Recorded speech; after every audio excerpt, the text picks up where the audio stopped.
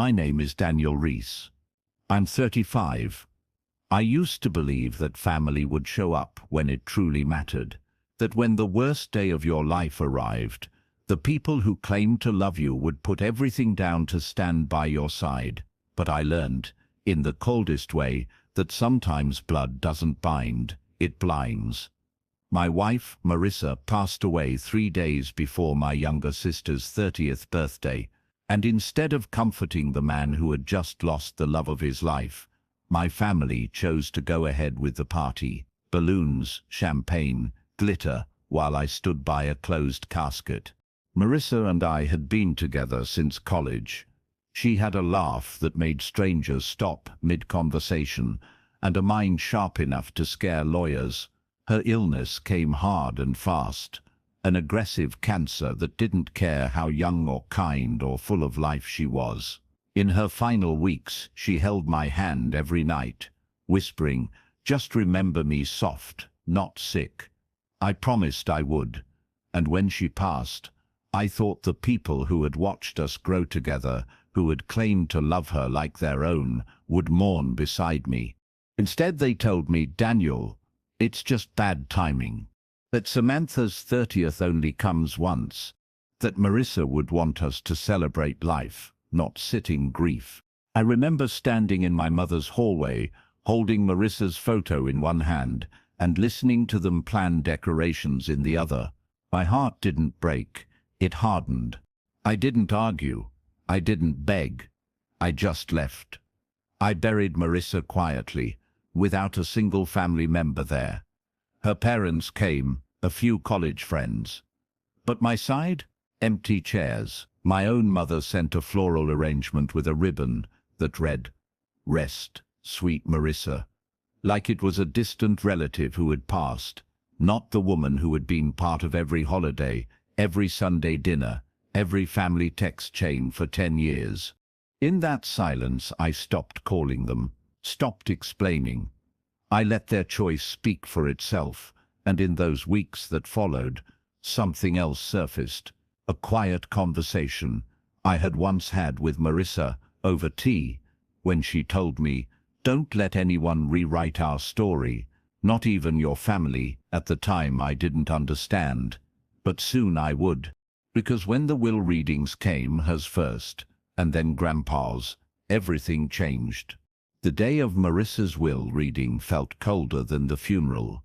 Not in temperature, but in presence. Just 6 people showed up. Her best friend Lena, her law school roommate, her parents, and me. She had written the will herself, clear, meticulous, unshakable, just like she was. It wasn't about money. It was about memory. Her words cut clean through the room. To the people who held me, not just when I was beautiful, but when I was breaking, thank you. You are my legacy. There was a letter for me sealed with a lavender wax stamp. Her handwriting on the envelope made my throat close. Inside she had written, "If they weren't there for my end, they don't deserve our beginning. Give them nothing, not my journals, not my photos, not my name." It stunned me. She knew. She knew what would happen. I sat in silence while Lena held my hand. There was no rage in the room, only reverence. She had spoken from the grave with the kind of clarity that made the living shrink in shame. That same week, I got a call from my mother. "Are you still upset with us?" she asked, as if grief had a switch. As if love was something I should have tucked back into my pocket now that the birthday cake had been eaten and the glitter washed off. I told her simply, "Marissa's gone," she responded. "Well, at least we still have the family." That was the moment I knew we didn't. Not anymore. I told no one that Grandpa's will was being read the following Thursday. Not my mother, not my sister, not my uncles. I went alone, certain that it would be routine, divided stocks, old tools, dusty antiques. He had been a reserved man, never loud, never dramatic. He loved Marissa deeply, always said she reminded him of Grandma. But still, I expected nothing. That is, until the lawyer opened the manila folder and paused. "This may come as a surprise," he said, looking only at me. I braced myself. What followed wasn't just surprising, it was surgical. Grandpa had changed his will quietly in the final year of his life. Marissa's name was still in it, in several places. She was meant to inherit part of the lake house, 2 pieces of antique jewelry, and most shockingly, a 20% stake in his publishing company. But in her absence, everything meant for her was redirected to me. The lawyer hesitated, then added, "He left a clause only you are to receive it, and only if Marissa's family honored her." He slid across a handwritten note from Grandpa, and when I read it I realized this was never just about inheritance. This was about truth. The note was written on Grandpa's old stationery, his name in that slanted gold script, the kind he always used when something mattered. It read, "Daniel, if you're the one sitting here, then I know the others failed you. I watched what they did. I watched who they weren't. When I'm gone, the world will say I left you money. But what I'm really leaving you is the truth. You stood by her. That means you can be trusted with more than property. You can be trusted with people. That's all legacy is." I stared at it for what felt like an hour. I wasn't crying. I had cried enough. What I felt now was something else, a deep-centered ache that finally found direction. Grandpa hadn't just seen the betrayal, he had planned for it. While the rest of the family thought they were securing their future through performative smiles and birthday balloons, he was quietly observing, choosing. And in the end he chose the one who stayed beside his granddaughter-in-law when she could offer nothing back but silence and struggle.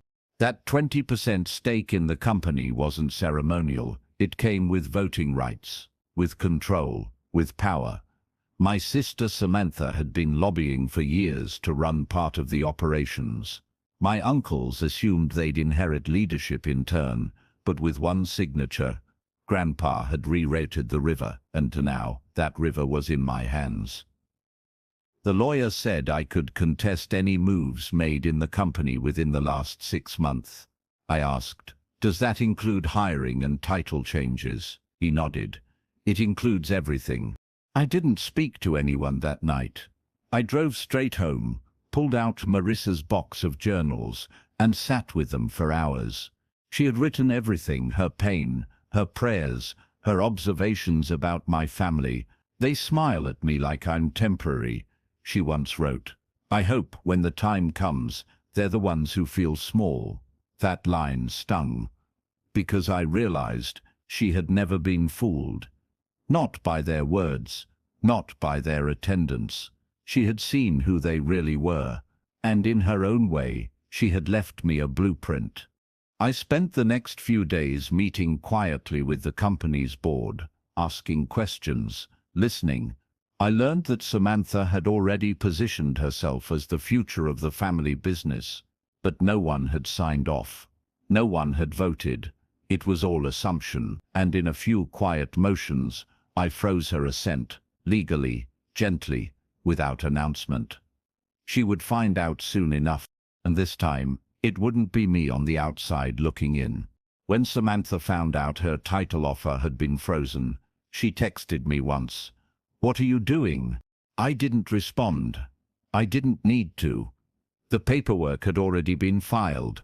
Her assumed role as VP development was never approved by the board. It was just one of those family illusions, spoken into existence without authority. And now, that illusion was crumbling, slowly, silently, the way truth always does when it's been ignored too long. That weekend, the family gathered for brunch, one of those curated events my mother loved. Matching napkins, fake laughter, and an unspoken rule that everything ugly gets swept under the rug with a mimosa. I didn't attend, but I heard about it. My cousin forwarded me a video from her Instagram story. Samantha holding court at the head of the table, talking about the next chapter of the business. What she didn't know was that the board had already moved forward on a full review of her involvement. That same morning, her access to the back-end systems was revoked. Monday came with calls, first from Samantha, then from my mother, and then inevitably from my Uncle Thomas. They demanded a meeting, not with me, but with the board. They still didn't understand. This wasn't a debate. This wasn't about emotions. This was business and legacy, two things they had forgotten how to separate. I agreed to meet, but only on my terms. Neutral ground, no shouting, no pleading, just fact. We met in a private conference room downtown. I came in with a manila folder, not for drama, for clarity. Inside was Grandpa's handwritten letter, the formal company bylaws, and the amended trust documents. I laid them on the table and said, everything you assumed was yours was never promised, and everything you dismissed was quietly earned. My voice didn't raise once. The room stayed still. They were finally listening, not because I demanded it, but because the paper did. My mother didn't speak. Not even once. Samantha was visibly trembling, not in fear but in disbelief. She had always been the one adored, the one indulged, the one celebrated, and now she was being corrected by the brother she once told to stay in his grief lane. My uncle tried to push back questions about intent, family rights, what Grandpa really wanted, but all I did was slide the sealed recording across the table. Because Grandpa hadn't just written it down, he had recorded it. The recording was short, just under 7 minutes, but it landed like a storm. Grandpa's voice, once so full and commanding, was softer now, slower, but still sharp. It began with a deep breath, followed by the unmistakable weight of someone who had seen through the show. If this is being played, then I'm gone. And if you're listening, it's because someone tried to challenge what I already decided. He paused. Let me be clear, the company is not a trophy. It is not a family favor. It is a legacy, and only Daniel has earned the right to carry it forward. The room was silent. I watched Samantha's jaw tighten. My mother closed her eyes. My uncle leaned back like the words had physically hit him. Grandpa didn't stop there. He spoke about Marissa, about how she had always shown up, how she sat with him during chemo appointments, how she never asked for anything but gave freely. When she died, he said, I watched who leaned in and who leaned away. That was all I needed. He addressed them directly, to those who chose parties over funerals, balloons over comfort. You told me who you were. I just chose to believe you. Then, in that voice I knew so well, he said, this is not punishment. This is precision. Daniel, it's yours now. Don't run it like a business. Run it like a promise. And then the recording clicked off. No one moved. For a moment, it felt like even the walls were holding their breath. Finally, my uncle said, this is ridiculous. We're his blood. I met his eyes and said, and Marissa was his family. I didn't yell. I didn't flinch. I simply let the truth rest where it belonged, out in the open, undeniable. Samantha stood and walked out. No speech, no defense, just footsteps that sounded smaller than I remembered. My mother didn't move. She just looked at me with a gaze I couldn't read, part sorrow, part distance. I didn't wait for her to speak. I stood, gathered the papers and said, you chose to be absent. He chose to be clear. And I left them in that room of silence, the same way they had once left me. I didn't need them to accept it. I only needed them to hear it. In the weeks that followed, the fallout began, not publicly but internally. Samantha was quietly removed from all pending leadership tracks. The board released a statement affirming the late founder's intent and officially naming me as the acting chair of legacy operations. I didn't change my title. I didn't redecorate the office. I just got to work. And slowly the company began to breathe again. Not because of me, but because the noise was gone.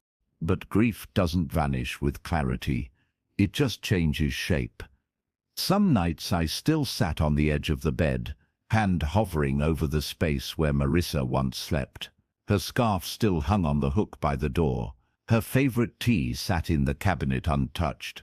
I didn't pack her away. I carried her forward into every decision, every policy I revised, every family I supported through our foundation. She was gone, yes, but her fingerprints were all over the blueprint I now followed. Then came a letter from my mother, handwritten. It arrived without fanfare, no return address. Inside, she wrote, "I didn't know how far we had drifted until the silence echoed louder than your voice. I failed her, and I failed you. But if the door ever opens again, I'll wait on the porch." I folded it once, set it in a drawer, and said nothing. Not because I hated her, but because healing requires more than words. It requires presence. And she had chosen absence when it mattered most. I continued visiting Marissa's grave every Sunday, not out of habit, but reverence. Sometimes I brought fresh flowers. Sometimes I brought new pages of policies we were implementing in her name. One afternoon, I sat beside her headstone and whispered, "They know now, all of them." They heard him, and for the first time I didn't feel the need to cry, because justice had come not in fire but in form. Later that month I hosted a private meeting with the company's legacy employees, the ones who'd been around when Grandpa built it from the ground up. I asked for their stories, their memories, not for PR, for preservation. We began crafting something new, the Carter Archive, a living record of values, traditions, failures, forgiveness, and I named it after her, the Marissa Carter Room. A space to remember that business is never just numbers, it's names, and sometimes the ones they try to forget become the reason everything endures. When we unveiled the Marissa Carter Room, there were no camera crews, no press releases, just quiet invitations sent to those who mattered.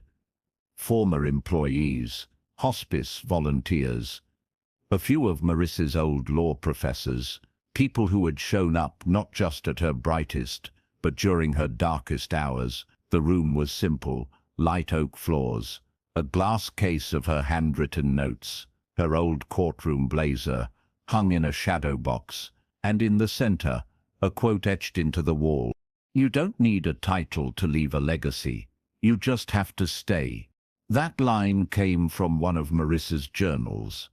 I found it scrawled on the last page, written in uneven ink, likely during her final week. She had known what kind of world she was leaving behind, and what kind of man she hoped I would become within it. The archive room wasn't just a tribute, it was a correction, a reminder to everyone walking those halls that loyalty doesn't always come from blood, and that absence is louder than betrayal. When word got out, the family heard about it through a blog post one of our interns shared. Samantha called me not to apologize, but to ask why I hadn't included her. She was family to me too, she said. I let the silence answer first, then I replied, "You had the chance to be there for her while she was alive. That room isn't for people who showed up after." She hung up without another word. It hurt. Of course it did. I hadn't wanted to build something in Marissa's name without her family attached to it, but they had made their choice, and now I had to make mine. The business world often talks about legacy in terms of numbers, valuations, partnerships, global reach. But real legacy, it's emotional. It's in the decisions that outlive applause. And in this building, Marissa had become something eternal, not a footnote in my story, the heartbeat of it. One day, a young employee stopped me in the hallway. She had tears in her eyes. I read Marissa's quote. It made me call my mom for the first time in 2 years. That's when I realized the room wasn't just for remembering. It was for restoring. The impact Marissa made didn't end when her heart stopped. It had only just begun. Her compassion, her conviction, her quiet strength. It was moving through others now. And all I had done was make space for it to live. 3 months after the archive room opened, I received an email from an unfamiliar address. The subject line read, "I never said goodbye." It was from Samantha. She wrote 4 paragraphs, tentative, careful, but honest. She said she hadn't realized how much of Marissa's absence she had been burying under the weight of celebration, distraction, and denial. "Maybe I needed to pretend her death didn't matter," she wrote, "because if I faced it, I'd have to face the choice I made." It wasn't an apology, but it was something. I didn't respond, not out of pride, but protection. Some wounds don't need to be reopened just to see if they still bleed.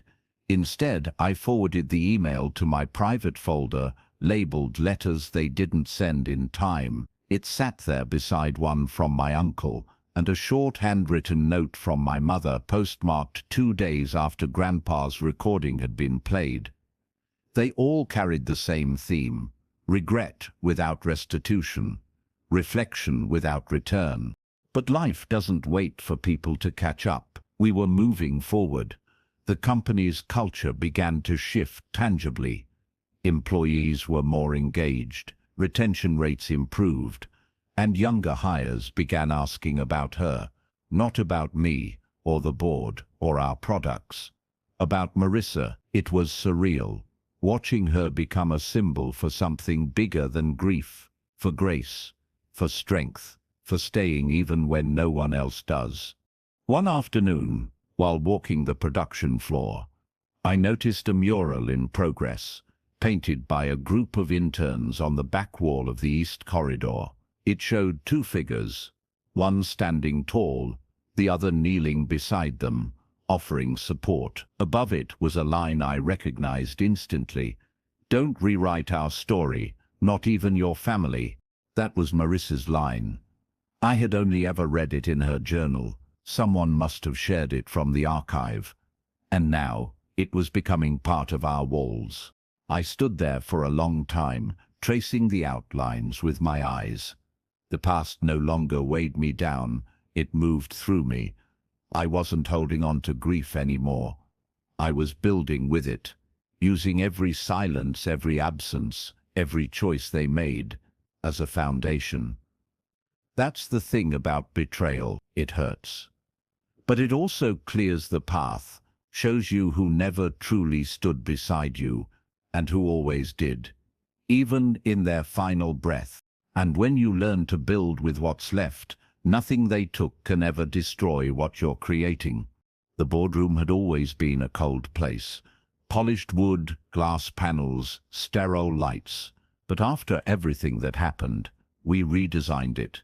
Not to erase the past, but to reframe it. We left one seat permanently empty at the far end of the table. No nameplate, no inscription. Just a single white rose in a ceramic vase, changed weekly by the front desk team. No one asked questions. Everyone knew who it was for. One morning, a junior associate asked, "Why don't you ever replace that seat?" I told her simply, "Because some people leave a space that shouldn't be filled. It should be honored."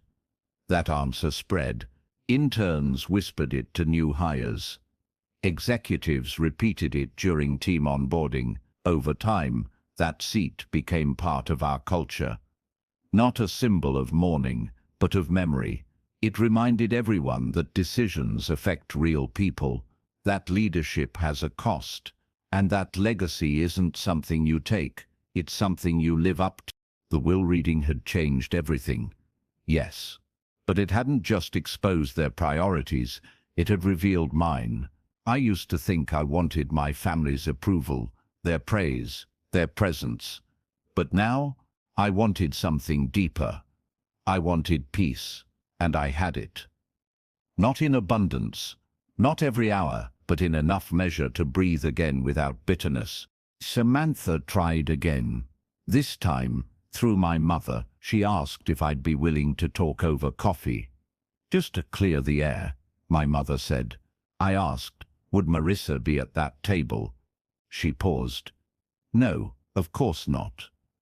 And I said, then there's nothing to clear. She wasn't enough for you then. She doesn't need to be enough for you now. The line came out quiet, but firm, like a door clicking shut for the last time. I didn't say it to punish. I said it to protect what I had rebuilt. People always talk about forgiveness like it's a bridge you have to cross.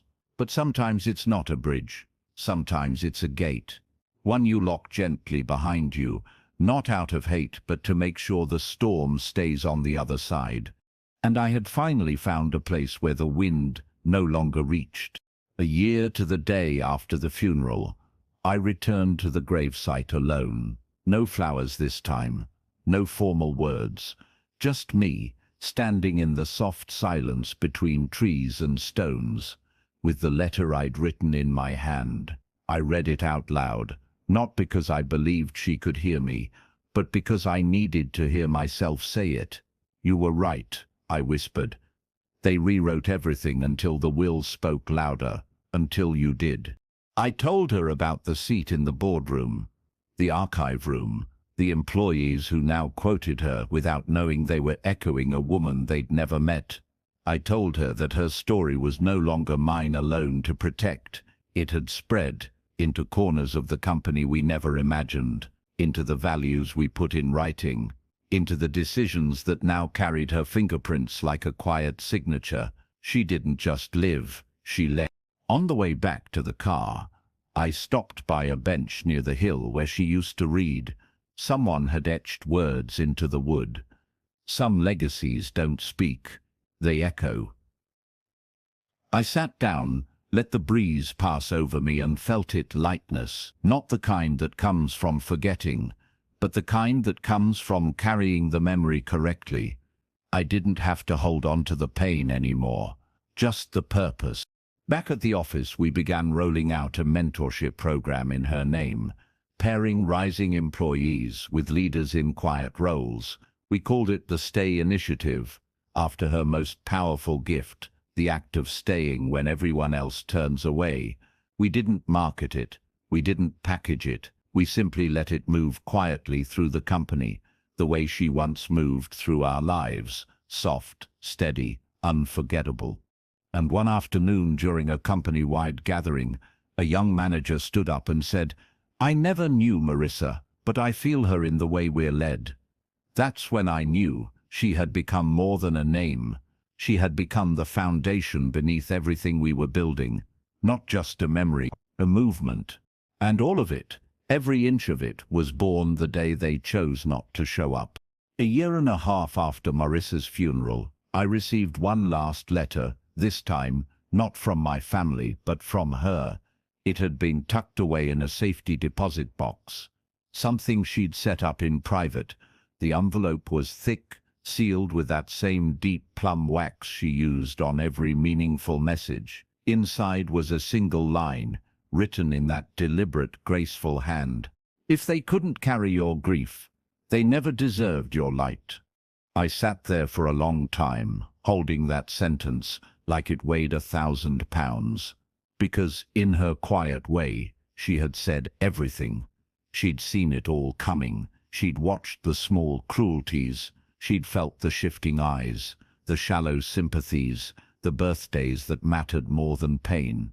And she had chosen to speak one final truth, not to stir revenge, but to protect me from ever handing my heart back to those who didn't hold it the first time.